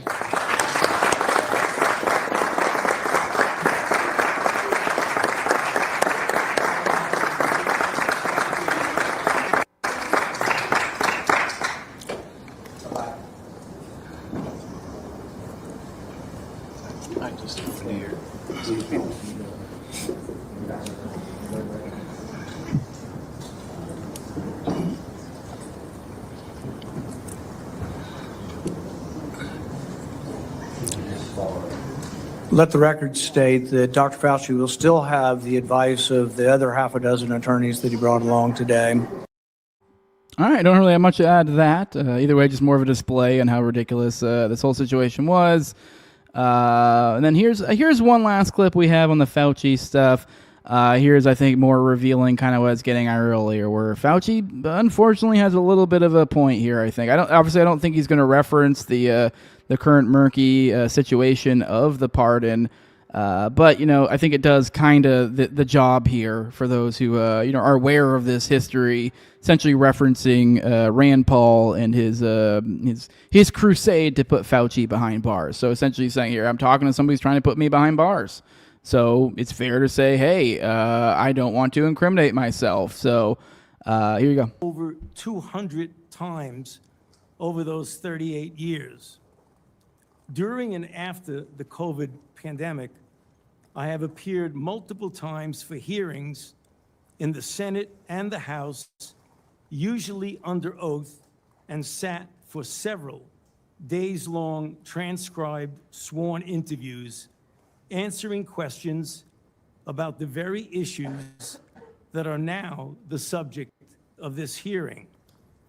However, given Senator Paul's obvious obsession with calling for my prosecution, his repeated slanderous comments about me, and recently his publicly releasing my unredacted personal diary aimed at embarrassing and intimidating me, the only conclusion I can reach is that the sole reason he is calling me before this committee is to get me to say something, anything, that could vindicate his repeated public pledges that I end up, in his words, quote, behind bars, unquote. Any reasonable person who has followed his unhinged obsession with me would readily come to the same conclusion. Therefore, although it pains me to do so, because... All right. Well, yeah, that's all we got on that. I mean, you guys can go check it out on your own if you want. I mean, looks like pretty much nothing productive happened here other than Fauci pled the fifth a whole bunch and everybody went home. Didn't even really get a whole lot of good clips out of this, really, did we? But with that, let's continue on kind of covering the death of justice here. Considering, like I said, I don't think we're in this situation where we will neither get justice nor truth. Whereas, there was this small window of opportunity where people were like, ooh, after he got pardoned, everybody was like, oh, what the fuck? He got pardoned. But then people, for a moment realized like, oh, wait, that means he can't plead the fifth. And here you go. Here he is pleading the fifth because Trump had to give him an actual out there. So, so he's simultaneously has a pardon and simultaneously doesn't have a pardon. What's it called? Was it what is it? The cat? Schrodinger's cat, right? And the cat, the idea of it's like if you put it in a box, it's like it's in a quantum state of existence and non-existence. That is what Fauci is in regards to whether he is expunged of his supposed crimes. So with that, we will neither get truth nor justice. But either way, in a spot where, checking in on another area where we probably will not get much truth or justice. Here's someone looking for truth. This is a prosecutor who's investigating the U.S. boat strikes and also claims of torture, was murdered in Ecuador. So let's dig a little bit into this piece. Probably read just the introductory portion at least. This is over at Drop Site. They do lots of great news. I figured I'd go into this story and then give you a little bit of a background on the U.S., Israel, Palantir, all the glowy groups you can think of, and their connections to Ecuador. And ironically enough, it seems like a whole lot of drug trafficking going through there too. But here we go. Alexander Bravo, the prosecutor assigned to investigate U.S. strikes on 3 Ecuadorian boats and the 36 survivors' subsequent account of torture and kidnapping, was shot dead in the coastal city of Manta last month. According to police, on June 14th, a hitman aboard a black motorcycle opened fire on Bravo as she and her sister were leaving a cafe at about 11 a.m. Bravo's sister, who jumped to protect her, was also killed in the attack. Upon arriving at the crime scene, officers say they found 5 9mm shell casing and Bravo's injured driver, but no sign of the police detail that had been signed to protect her. The police directorate, which operates entirely under the executive branch, has launched a probe to determine if there's been an internal security breach. Bravo is the 26th member of Ecuador's justice system to be assassinated since 2020, and the second individual investigating state crimes murdered that week. Besides her usual caseload of homicide and organized crime, Bravo had been working the Fiorella, Negra Francisca, and Don Maca cases, a series of drone attacks on civilian fishing ships exposed by a drop site in April. 2 of the boat's crews returned home and reported being abducted, blindfolded, and starved for 8 days by American gunmen in U.S. military uniforms aboard a U.S.-flagged patrol ship before being abandoned in El Salvador. The UN Committee on Enforced Disappearances endorsed the calls for an investigation, demanding that the U.S. provide info on the whereabouts of the 8 still missing men and any involvement in the matter by April 27th. To date, the United States has not responded. Under Ecuador's right-wing president Daniel Noboa, a Miami-born billionaire often characterized as a U.S.-backed dictator, the country has become a central testing ground for Operation Southern Spear, Washington's extrajudicial bombing campaign purporting to target narco-terrorists, which has killed 221 people to date. There's no evidence that many of the victims, including those in Bravo's investigation, had engaged in drug trafficking. Can't make any assertion regarding it being a political assassination, but evidently when a prosecutor is killed because of the investigation, it's because of the investigation they're conducting. Fernando Bastias, a renowned human rights attorney with Ecuador's CDH and member of the Geneva-based World Organization Against Torture, told Dropsite, "That's something we've learned from our experience in Ecuador." A source inside the Manta Police Department who knew Bravo personally told Dropsite that the Ecuadorian prosecutor was under pressure from her superiors at the Attorney General's office to treat the U.S. attacks as exclusively cases of disappearance. The source, who asked for anonymity out of fear of retaliation, said Bravo was told to close all lines of inquiry after 36 of the 44 missing men were found, despite arriving with severe injuries, including 70% vision loss and feet torn to flesh and bone, which medical experts found consistent with their accounts of explosions and torture. A senior researcher with Human Rights Watch who interviewed Bravo as part of her investigation into the 3 vessels similarly recalled Bravo facing internal challenges within the institution itself to advance the investigation. The researcher said the prosecutor repeatedly sought cooperation from other branches responsible for the ship's rescue, including the Manta Port Captaincy, but none responded to her request for information.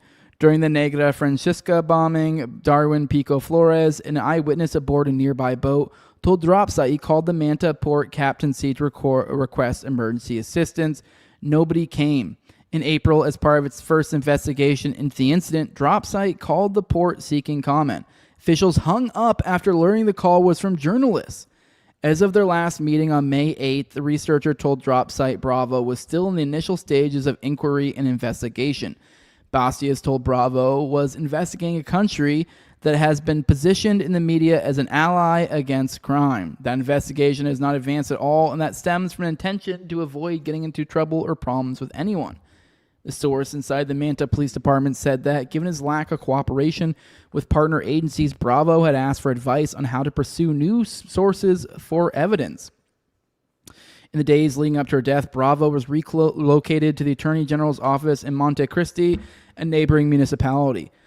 Her caseload changed after the transfer, and she was no longer in charge of investigating the 3 boat attacks. Dropsite attempted to reach Bravo's replacement for comment, but he had been explicitly instructed not to speak to the press.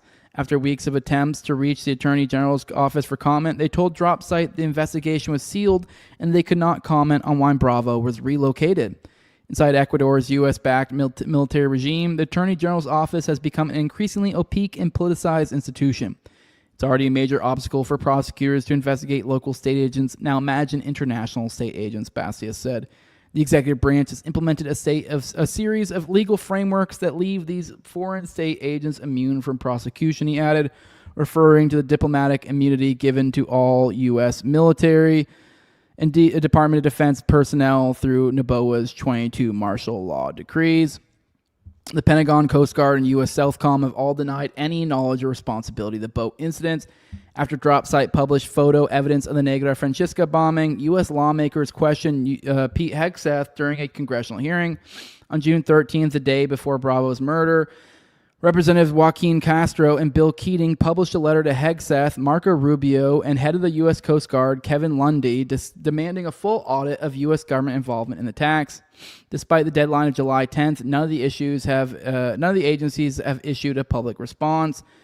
Keating's press secretary, Lauren McDermott, told DropSite that his office had received a reply from Rubio's office, but none from the Department of War or Coast Guard. She did not disclose the contents of the response. The survivors who returned home and the families of those who didn't still have not received any answers, telling DropSite authorities, "Shut the door in our face." Maria, the wife of one of the fishermen, tells DropSite her mother-in-law died awaiting her son's return, saying she was struggling with severe depression and stopped in the weeks leading up to her death.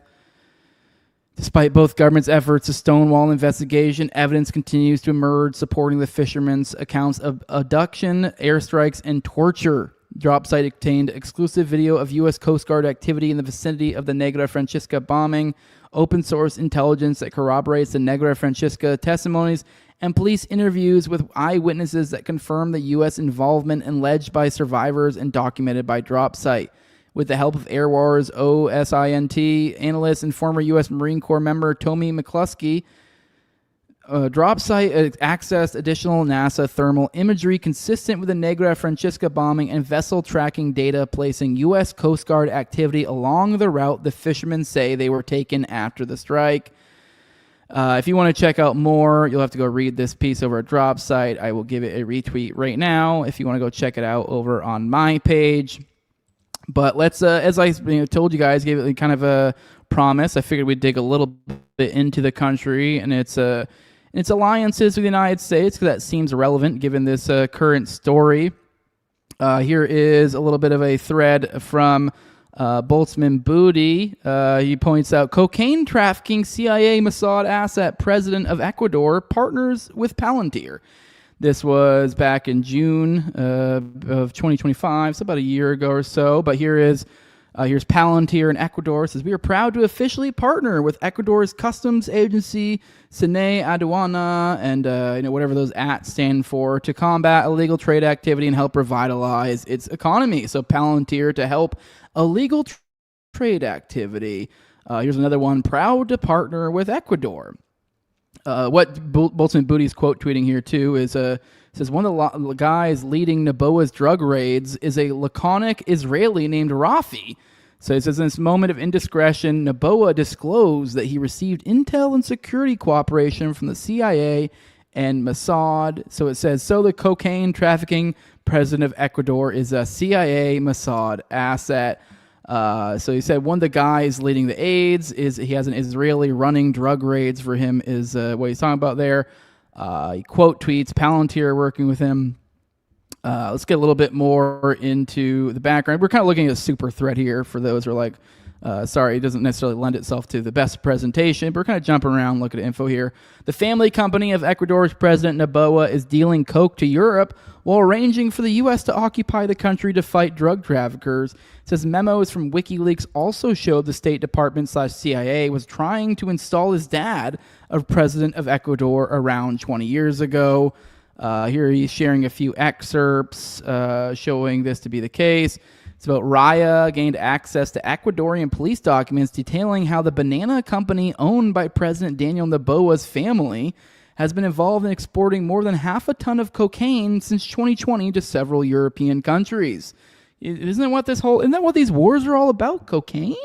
Huh, weird. The drugs were concealed among banana crates at the ports in Guayaquil. Although the police seized the shipments in flagrante delicto, those involved have not faced justice. One journalist left the country after reporting on the case. Here's more. It says, on October 2006, banana billionaire Alvaro Noboa won the first round of voting with 27% of the vote. Korea came second with 23%, followed by Gutierrez's brother Gilmar Gutierrez. U.S. diplomats tried to persuade the Gutierrez brothers and their Patriotic Society party to back right-of-center alternative Noboa in the second round runoff in order to defeat Korea. So just kind of showing the U.S. was trying to back him in that election there. So kind of more going into the background here. Noboa. Let's check out some of these other threads here. It says post WW2 Intel kidnapped cloud. Oh, that's something else. Now let's go back to where we got here originally. It says CIA Mossad asset of Ecuador, who recently also partnered with Eric Prince and Palantir, whose Banana Empire family is currently trafficking cocaine to Europe, announces Israel and UAE will provide intelligence to fight against cocaine traffickers. So the cocaine traffickers talking about how they're going to be working with Israel, UAE, Eric Prince, Palantir, United States to fight against cocaine traffickers. And here we go. We see this prosecutor being assassinated for looking into this. Here's from the Times of Israel. It says Ecuador leader says Israel will provide intelligence to help countries' wars on cartels. So in March, he announced a security alliance with Eric Prince, founder of the controversial American security company Blackwater, whose employees. So the president is literally working with Blackwater, and oh wow, we have prosecutors dropping dead after going after Trump for war crimes. Asked about the pact, Noboa said Prince was merely acting in a consultancy capacity. Over the past week, he traveled to Italy, Spain, Britain, and France, some of the European countries experiencing rocketing cocaine consumption, to develop further security alliances, as well as Israel and the UAE. He said he spoke to Israel and Emirati leaders about cooperation on security ports and borders, since the violence is there and the areas are on the routes to the ports. In March, he announced a preemptive amnesty for security forces fighting gangs in the violence-racked port of Guayaquil, despite allegations of gross rights abuses by the paramilitary, particularly. His tough talk appeared to pay off, with the incumbent taking an 11-point lead over his rival. So, and he goes, let me see if there's anything more to pick at here. Oh, he's just going through some of these other ones. All right, let's move on. So with that, I think I've demonstrated, hey, there's some interesting connection to this state. They seem to be a bit of a narco state themselves. And yet, we have the United States working with them to take out narco terrorists. So a little bit of an inversion thing, and as above, so below.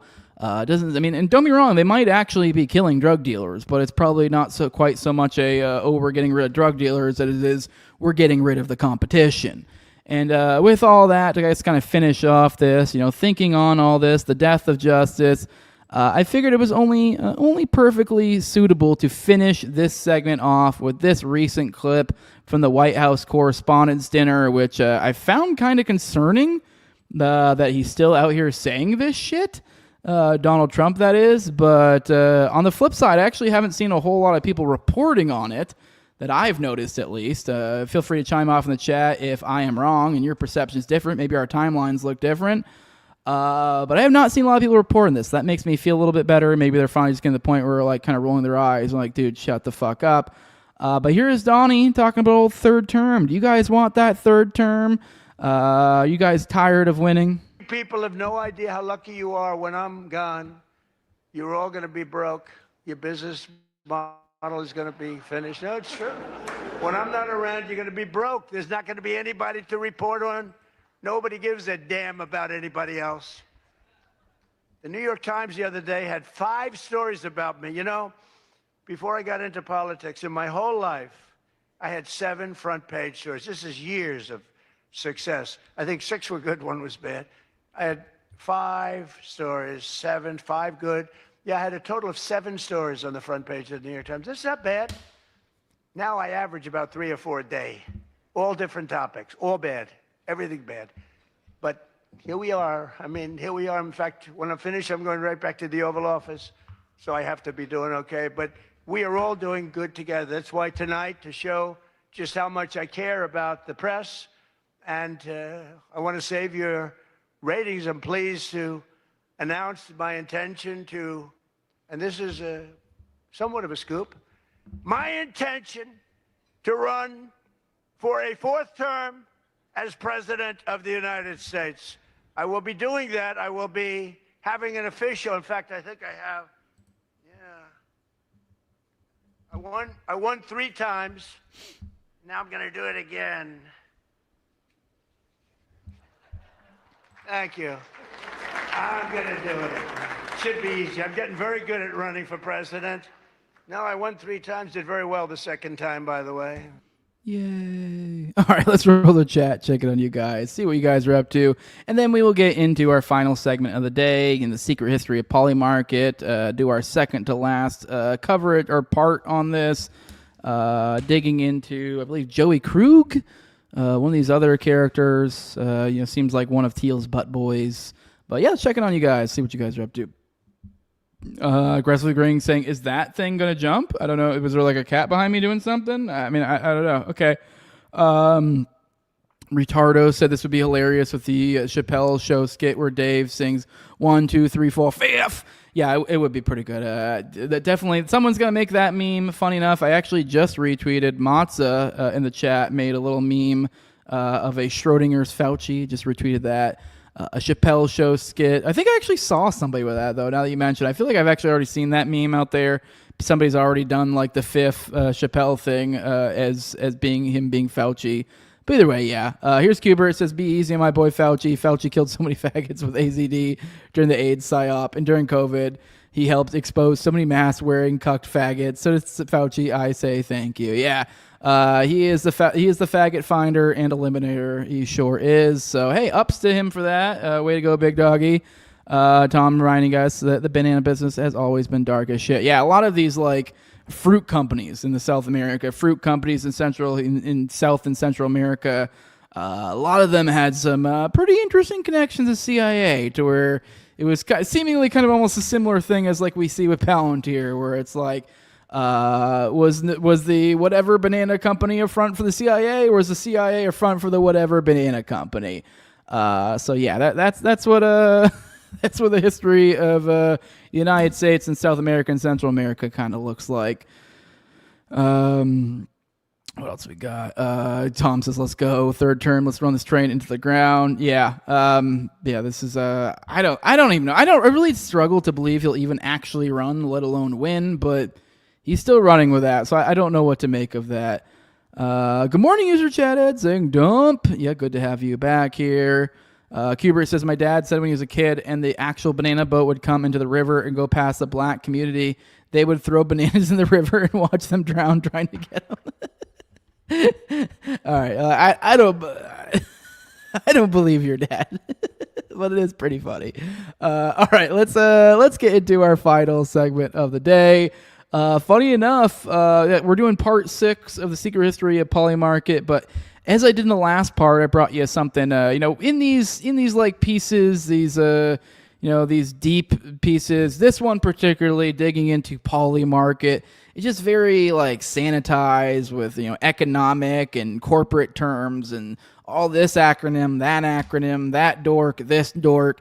You just kind of get lost in the sauce. So what I did for yesterday on the dump yesterday, I brought a little fun info. I led off the coverage with something from RJ Morrow at Toxic Tiramisu on Twitter, a great account that likes to share just random little bits of literature, typically along the topic of parapolitics, those sorts of things.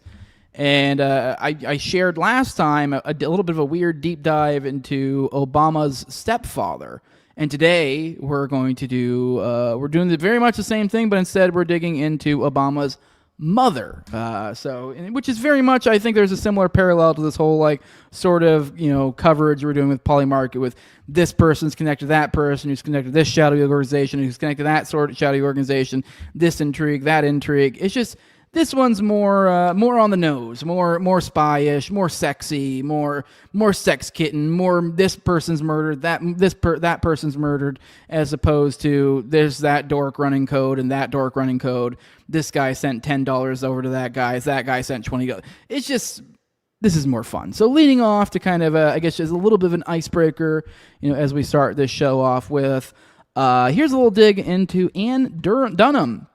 Like I said, it's from RJ Murrow. It says, Ann Dunham, Obama's mother, was an anthropologist who worked in the CIA/Pentagon's program PROSIMS in 1967. I believe that's actually where she met her husband, who was a stepdad of Obama that we covered yesterday, who looked like he was involved in the, probably somehow involved in some, maybe in a more of a, secondary or tertiary way, in the killing of what country was it? I forget what country. It's not Venezuela. Some random ass country. It'll come to me later. But either way, doing wet works for the glowies. So and let's check in on their mother. In 1967, infiltrating Japanese villages to identify communists for elimination. So, project tied to the Phoenix program that evolved into human terrain system in Afghanistan and Iraq. Now we're pulling these excerpts from, let me see if I can find it, Manufacturing of a President by Wayne Madston. I think he pulled all of this from there. So I'll give this a retweet, as I always do, so you guys can check this out in full and check out some of the other stuff in the replies and the quote tweet here. But yeah, because I'm only going to read probably mostly the highlighted portions. But either way, here we go. In 1967, Ann Dunham was dispatched from Hawaii, where she had lived with her son at her parents' house at 2234 University Avenue in Honolulu, to Indonesia. There you go, Indonesia. I don't know why I couldn't think of Indonesia earlier. Indonesia was where Obama's stepdad was at, likely doing wet works for old Gottlieb, the poisoner-in-chief. Now, this was to infiltrate villages in Java to carry out a CIA survey of political leanings among the Javanese population. I thought it meant Japanese. I guess Javanese, I'm assuming, is, okay, the Java. So these villages, I'm assuming it's a region in Indonesia. Those unfortunate enough to be tagged as communists or Sukarno supporters were targeted for elimination by the CIA, which turned the target list over to Suharto's army officers, including Lolo Soetoro. During the Cold War, the use of anthropologists like Dunham by the CIA and Defense Department and the collection of ethnographic and cultural intelligence was commonplace. In Indonesia, the CIA/Pentagon program to infiltrate villages and report on political allegiances was called Project Prossums. Now, we did kind of cover some of this, so this will be, I guess, I'll go ahead and cover it again if you never know who didn't catch this yesterday. So just rehashing it, says the official Indonesian history of the pre-coup events illustrates that it was the very Indonesian village administration later targeted by Ann Soetoro, which was considered by Suharto to be a hotbed of PKI activity and sympathizers.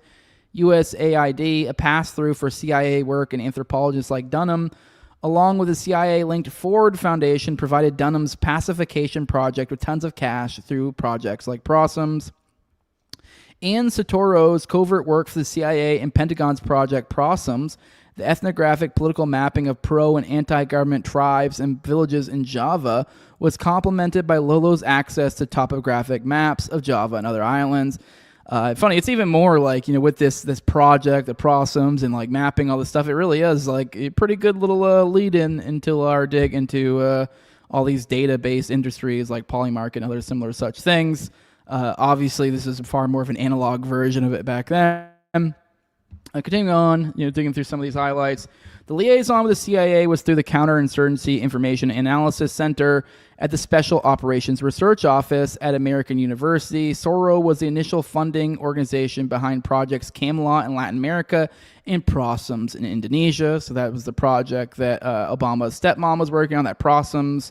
So that's the CIA's geography, so that's establishing the link to the CIA there. The CIA's geography division routinely produced reports on geographical intelligence.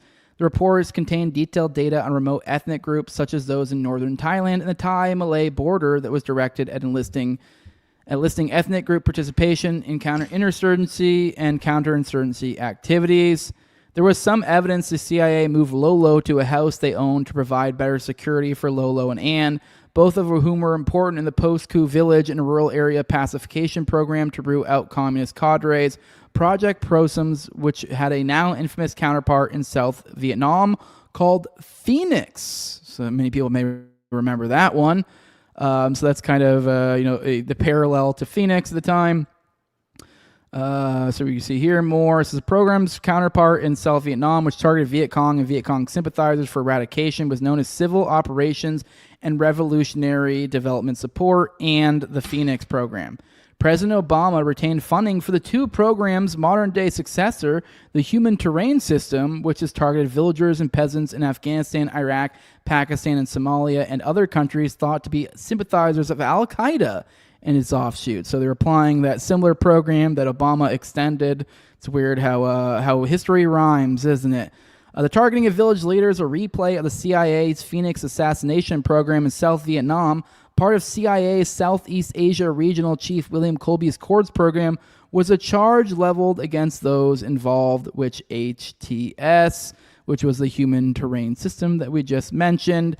But with that, I threw a lot of info at you, but just kind of establishing the intrigue of these people, the odd lives they lead, and the people that they surround themselves with. Just kind of, these people, they're not like us, are they?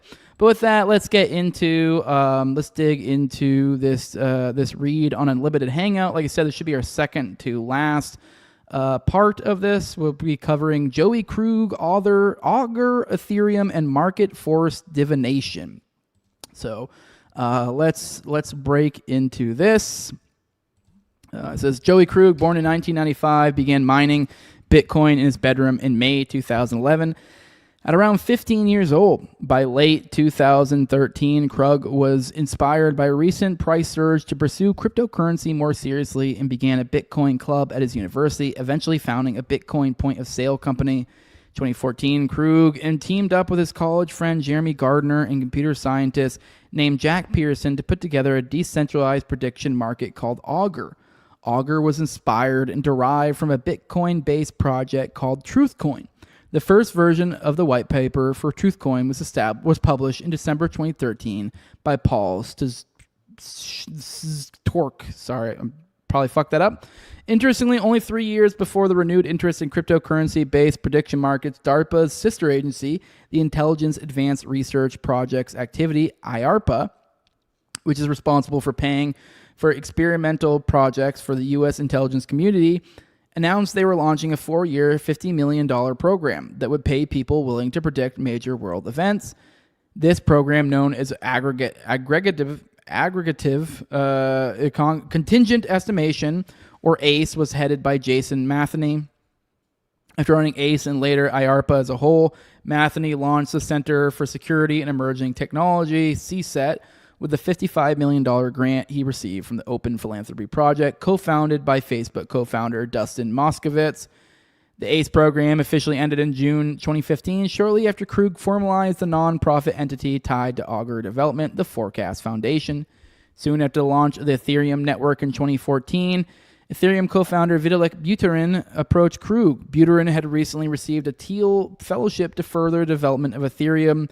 Buterin convinced Krug to develop what would become the prediction market Augur, not on Bitcoin as originally planned, but on Ethereum.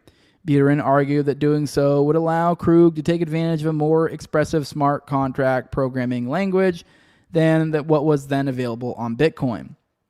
Krug and his team, now counting Buterin as an advisor, then founded the Forecast Foundation in Estonia in December 2014 as a non-profit entity meant to further develop the Augur program. Another advisor, Ron Bernstein, was a co-founder of InTrade, which previously had partnered with DARPA to provide data for their PAM experiments. Bernstein's Tradesports.com, which had acquired InTrade in 2003, had leased the technology to the Forecast Foundation behind Augur in exchange for REP tokens created during their groundbreaking fundraiser, leading Tradesports.com to amass a large ETH stake after converting its REP token holdings into ETH. Interesting, during the same time, Augur co-founder Jeremy Gardner posted in 2015 that some of the Augur team were speaking to several-letter agencies to help them understand the technology we're building. Gardner went on to say that the DoD, DARPA, and CIA are huge fans of Augur and the prediction market platform it sought to build. Upon leaving Augur in a messy lawsuit, Gardner joined Blockchain Capital, an influential cryptocurrency venture firm founded by Tether co-founder Brock Pierce, which features prominently in the Chain series. Notably, the Augur team soon added the architect of DARPA's failed PAM prediction market, Robin Hanson, as an advisor. The Augur logo notably bears significant similarities to the logos of DARPA's failed TIA and PAM projects, a one-eyed pyramid, for example. In fact, a profile on Augur from 2018 notes that Krug, one of his co-founders, and two unnamed Augur advisors, one of which was likely Hansen, explicitly decided to make the Augur logo a pyramid with 3 points converging upon an all-seeing eye. This, among other similarities, suggests that Augur was an effort to resurrect PAM particularly given that in a few short years, Thiel's tentacles would extend deeply into Augur and were already present indirectly via Buterin's Thiel Fellowship.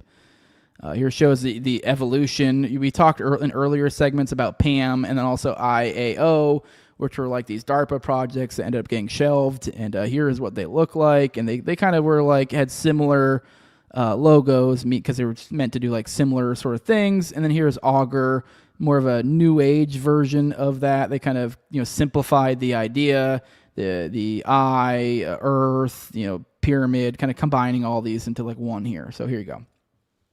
In the fall of 2025, the Farcast Foundation Augur operated the first ever initial coin offering, ICO, on the Ethereum blockchain with their token REP. Reports from October 2015 during its ICO claimed that Augur was courting 4 major banks in addition to a partnership with IBM Watson in efforts to develop a closed source alternative to Augur. This fundraising method, analogous to the initial public offering, came to dominate the remainder of the decade in the cryptocurrency space, leading its pioneer Krug to eventually join 2 of the most influential investing firms in the industry, Pantera Capital and Peter Thiel's Founders Fund. In June 2016, Krug himself was awarded a Thiel Fellowship to further develop Augur. The next year, he joined Dan Morehead's Pantera Capital as a co-chief investor officer in 2017.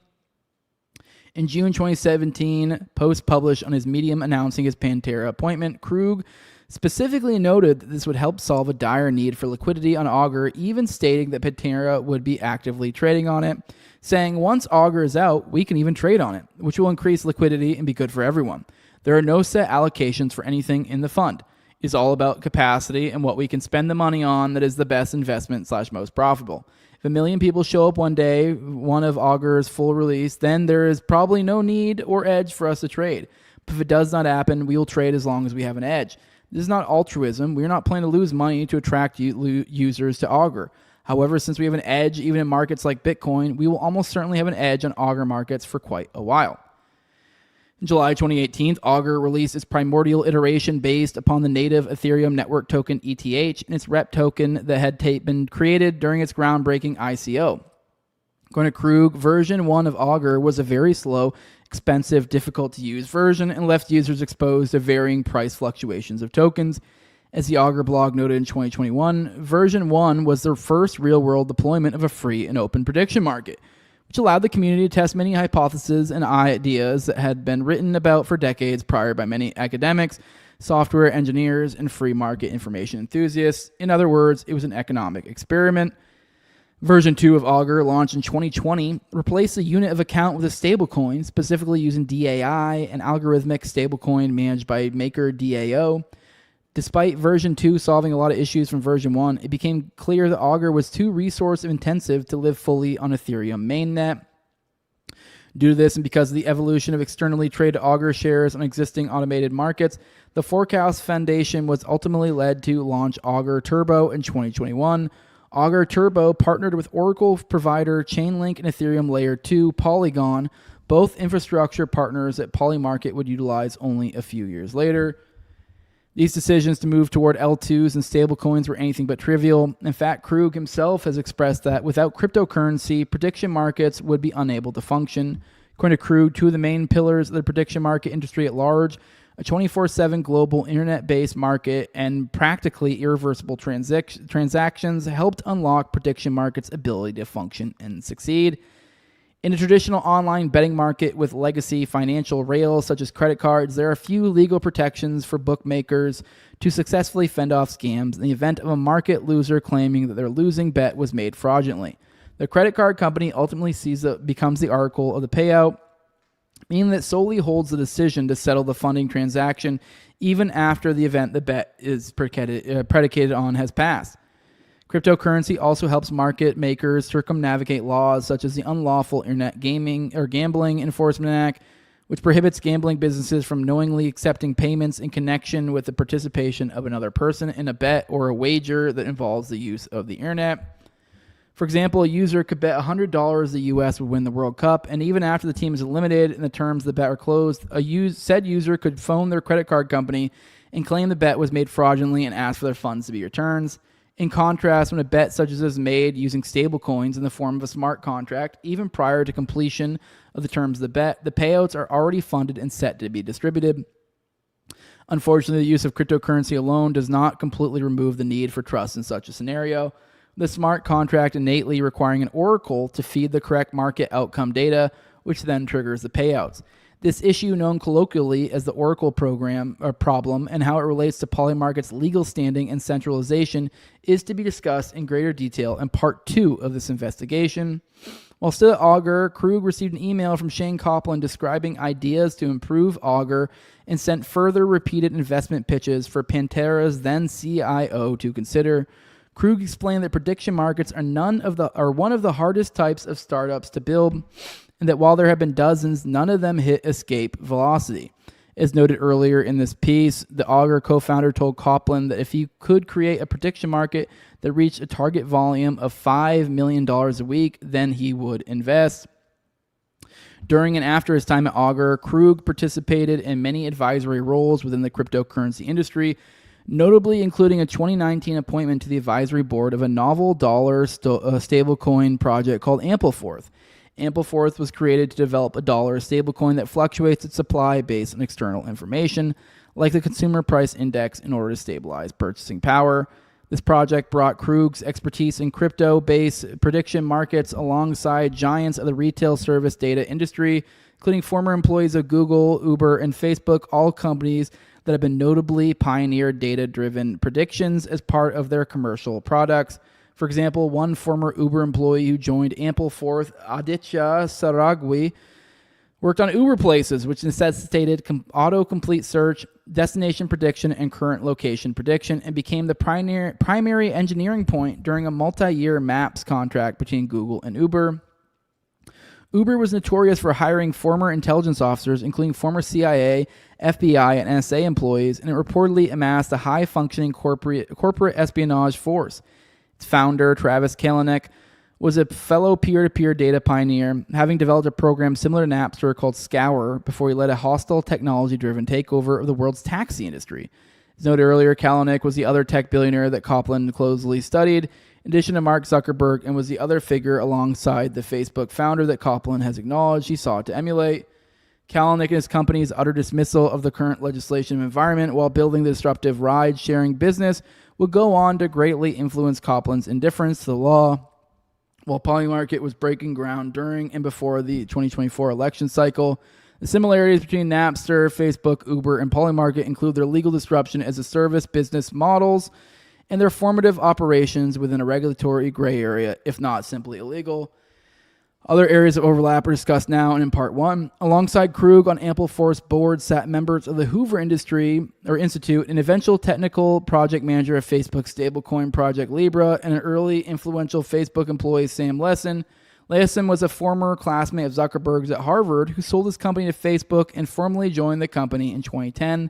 Lessin also played a crucial role during the company's founding, as his father, Wall Street banker Robert Lessin, took Zuckerberg around New York to meet with venture capitalists. A little dyslexia kicked in there, I guess. To be clear, I'm not dyslexic, but my brain did for some reason swap the letters there. And executives in the finance and media industries after their spring semester in 2004. Krug, having joined Thiel's Founders Fund in April 2023 to formally partner with both Thiel and Sean Parker to help shape the next decade of Founders Fund crypto strategy, promptly led a $45 million investment round in Polymarket. The investment was announced in 2024, shortly after Copland met the fabled $5 million a week mark. December 2025 interview, Krug described Augur as failing, while Polymarket has succeeded mainly because the timing was just wrong and we were way too early. Krug furthered that hopefully we inspired some people to build in the space and that maybe Augur is Napster and Polymarket is Spotify. So kind of more showing what preceded Polymarket. And then on Friday, when we come back, probably Friday, we will finish off this, wrapping everything up with the Napsterization of everything. With that, let's roll through the chat one last time. And then I do have an outro for you guys that you may dig. But yeah, check it on the chat, check it on you beef people, and then we'll get on out of here. Kuber says, maybe it wasn't a real thing, but minimum, I believe Dad daydreamed about the banana boat, which makes it reality to him. My pops would never lie. Yeah, I wasn't thinking that you're dead. Like, I'd say, like he probably was told that by his dad, and then he probably did ham it up to make it funny, but yeah. Tom33 says, my dad told me God made chickens to teach blacks how to walk. I love old people racism. It's always like, what? Where did you get this? It's pretty good stuff. God, what was it I found out the other day? I didn't realize that apparently, like, what was I watching? Oh, my wife was sitting next to me watching one of these stupid, like, influencer videos, and I guess they had these people in these, like, bodysuits, and the idea was, like, to identify. They had, like, different ones. There was one, like, figure out who the guy was. There was, like, I can't remember how many people. It was, like, 10 or 20 or something. It was, like, figure out who the one guy is, and they're wearing, like, a tight little suit. And then be like, find out who the black guy is, stuff like that. But I know the one where they were trying to find the black guy. It was black guys doing it, and it was pretty great. I know one. I never heard this one. They were literally looking at their feet and going off flat feet, which I didn't know that was a thing. Apparently, black people have like a way higher prevalence of flat feet. I did not know that. So they were literally looking at their feet to figure out who the black person was. So you learned a little extra racism today. So, but with that, guys. I guess we're going to go get out of here. Qbert saying I'm looking something hideous today. Yeah, I don't know. I look okay, I think. Not my greatest day. I've had better days. But with that, guys, if you want to support what I'm doing, leave a like, share, subscribe, comment, leave a 5-star review on iTunes or Spotify. You can find the show on YouTube, Rumble, all the major audio podcatchers, and Twitter as well. On Twitter, that's at TowerGangJose. Everywhere else, it's the No Way Jose podcast. If you want to support the show the best way you can do that with money over patreon.com/NoWayJose2020. In the top left-hand corner, that's the QR code. It'll bring you the same exact place as that URL I just gave you. Over there, a low level of $2, you get access to early episodes. I try to keep about 1 to 2. I do about 1 to 2 of those per week. I keep about 3 or 4 behind the paywall at any given time. Give you guys access to ad-free RSS feed. Give you guys access to Telegram, the pre-show, the post-show, and video calls on me and Austin's weekly live call-in show, Already Dead, which goes out on Tuesdays at 9:30 p.m. Eastern. Just had one last night. Had a great time with Austin. Also give a big shout out to the highest level, my Patrons. Big thank you for their support. My previous goals and Tower Gang, at Learn Toad. Also for Abricate Deeds, at ZRSK, at _Imzeal, Tim Tull, at John Clebo, big fan of the show, Torn May, at Wayne Taggers, Mark Ever Kids, No Free Lunch, Jack, Mark Vestibule, Jacob Morgan, Big Ol' Eric Podcast, and John Black, you beautiful bastard. And with that, guys, we will see you on the next one. Like I said, I won't be here tomorrow. Maybe I'll drop one of the paywalled episodes tomorrow. Probably will. But I will be out with the kiddo watching the new Spider-Man movie. Hope you guys have a good one without me. Hope you enjoy this outro. This is one of these little AI videos one of you guys tagged me in, so enjoy this. We'll see you. He would walk through the door, drop his bags, Daddy's home, take his phone, Friday night, Shabbat Shalom, throw it in the drunk drawer.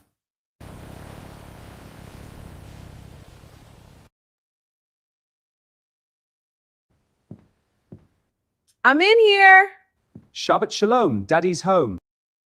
Goyim's gonna goy, I said Goyim's gonna goy. Switch hitting shapeshifter in a sparkling suit. Speaking to teens, probably thinking they're cute.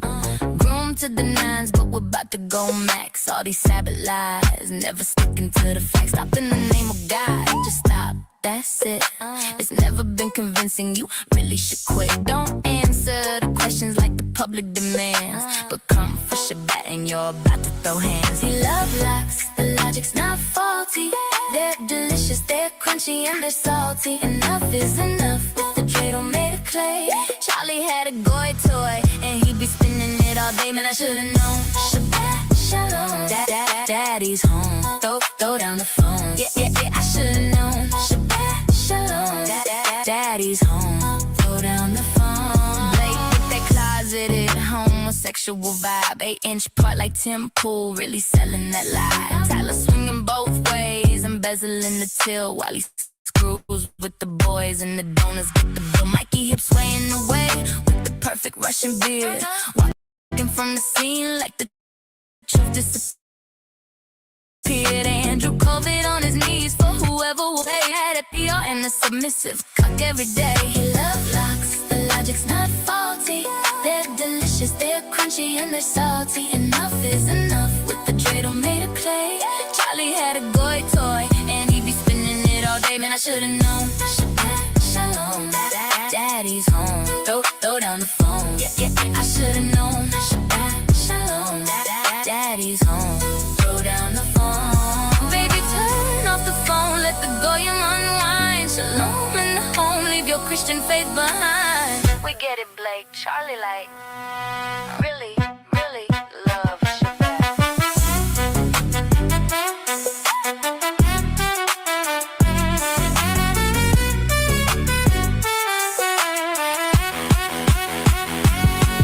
Love rocks, the logic's not faulty.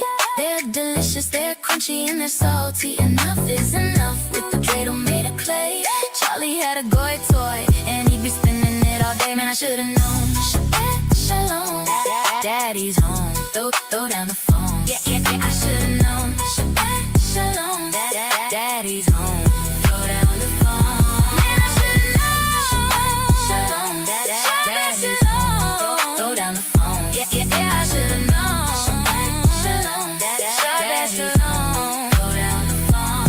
Man, I should've known. Shabbat shalom, daddy's home. Throw down the phone. I should've known. Shabbat